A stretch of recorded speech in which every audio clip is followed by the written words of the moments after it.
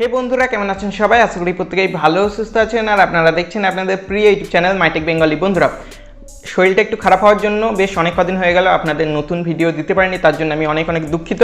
তবে যাই হোক, এর আগের ভিডিওটাতে তো আপনারা দেখেছেন ইয়ামাহা MT-15 মোটরসাইকেলে আমি আপনাদের লোয়ারিং কিট লাগিয়ে দেখিয়েছিলাম, আর তার সঙ্গেই দেখিয়েছিলাম যে লোয়ারিং কিট লাগানোর পর মোটামুটি আপনাদের কত উচ্চতা হলে আপনারা ইয়ামাহা MT-15 মোটরসাইকেলটি রাইড করতে পারবেন বা চালাতে পারবেন। তো আপনারা যারা দেখেছেন আপনারা তো আমাকে অনেক ভালোবাসা দিয়েছেন ওই ভিডিওটাতে, আর যারা দেখেননি এই ভিডিওর উপরে আই বাটনে তার সঙ্গে ভিডিও নিচে ডিসক্রিপশনে লিঙ্ক পেয়ে যাবেন, আপনারা অবশ্যই দেখে নেবেন। তো ঠিক যেমন ওইটাতে আমি আপনাদের সুবিধার কথা বলেছিলাম এক কথায়, এই ভিডিওটাতে আমি আপনাদের যে তিনটে অসুবিধা আমার হচ্ছে ইয়ামাহা MT-15 মোটরসাইকেলের লোয়ারিং কিট লাগানোর পর, সেই তিনটে সমস্যা আপনাদেরকে আমি জানাবো। আর এই সমস্যাগুলো জানার পর আপনাদের কিন্তু চিন্তাভাবনা অনেক পরিবর্তন হয়ে যেতে পারে, তাই আমি আপনাদের বলবো অবশ্যই ভিডিওটা একদম শেষ পর্যন্ত দেখতে থাকুন। আর চ্যানেলে প্রথমবার হলে এখনই সাবস্ক্রাইব করুন, পাশে থাকা ঘন্টাটার উপর ক্লিক করে ওখানে যে অল লেখাটা আসবে ওটার উপরে ক্লিক করুন, পরবর্তীতে প্রত্যেকটা নতুন ভিডিও সবার প্রথমে দেখে নিতে। তো চলুন বন্ধুরা, এই ভিডিওটা দেখে নিন।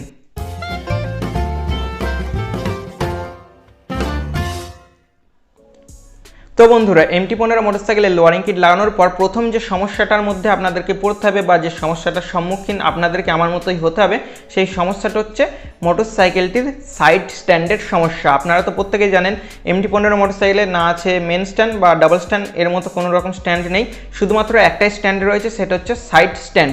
আর আপনারা সাধারণত দেখবেন যে কোনো মোটরসাইকেলে আপনারা যখন সাইড স্ট্যান্ডটা দেন তখন দেখবেন সাইড স্ট্যান্ডটা যে পাশে রয়েছে মোটরসাইকেলটি সেই পাশে একটু কাত হয়ে থাকে, আর এটাই সাধারণত হয়ে থাকে, না হলে বাইকটা পড়ে যাওয়ার সম্ভাবনা থেকে যায়। কিন্তু আপনারা যখন MT-15 মোটরসাইকেলের লোয়ারিং কিট লাগিয়ে নেবেন, তারপরে যখন মোটরসাইকেলটি সাইড স্ট্যান্ড করবেন, তখন দেখবেন মোটরসাইকেলটি কিন্তু আর এক পাশে কাত হয়ে থাকছে না, একদম সোজাসুজি মাটির উপরে থাকছে, যার ফলে আপনাদের মাথায় একটা চিন্তা সবসময় থেকে যাবে। আপনি যখন মোটরসাইকেলটি কোথাও পার্কিংয়ে পার্ক করে রাখবেন তখন ভাববেন মোটরসাইকেলটি পড়ে যাবে না, তো এই চিন্তাটা কিন্তু মাথার মধ্যে সবসময় ঘুরবে, আর এটা একটা সমস্যা থেকেও বলতে পারেন একটা বড় হেডেক, যেটা আপনাকে সবসময় বিরক্ত করবে।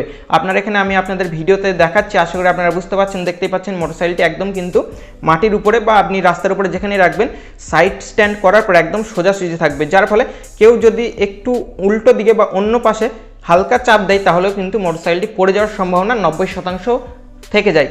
আর যদি খুব জোরে হাওয়াও দেয় সেক্ষেত্রেও কিন্তু মোটরসাইকেলটি পড়ে যাওয়ার সম্ভাবনা থেকে যায়। তো এটা একটা বড় সমস্যা বা বড় হেডেক আপনারা মনে করতে পারেন।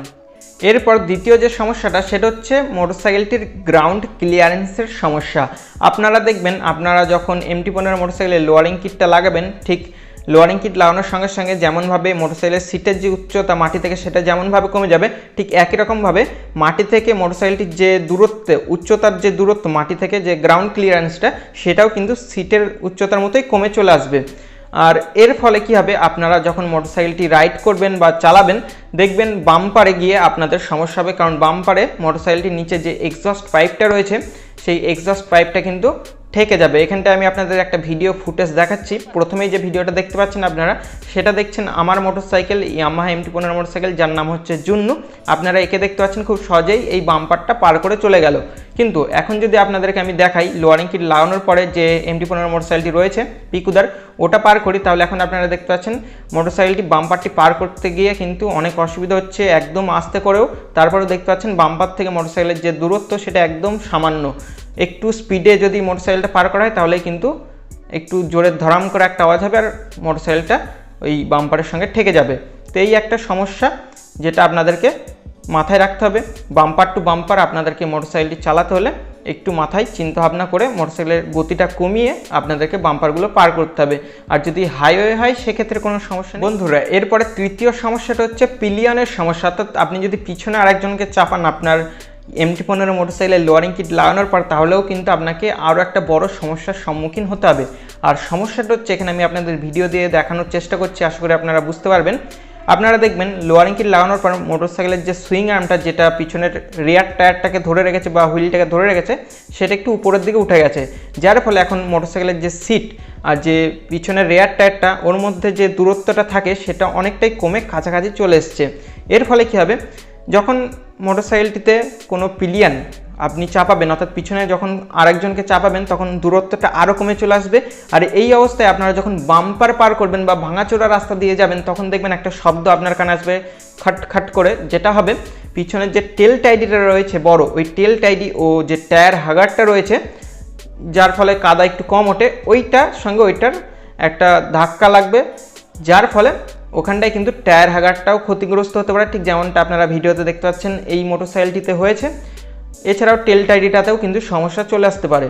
তো এটাও একটা বড় সমস্যা, যদি আপনারা পিলিয়ন নিয়ে রাইড করতে চান বা চালাতে চান সেক্ষেত্রে লোয়ারিং কিট না লাগানোই ভালো, কারণ লোয়ারিং কিট লাগালে এই সমস্যাটা আপনাদেরকে ফেস করতে হবে বা এই সমস্যাটার সম্মুখীন আপনাদেরকে হতে হবে।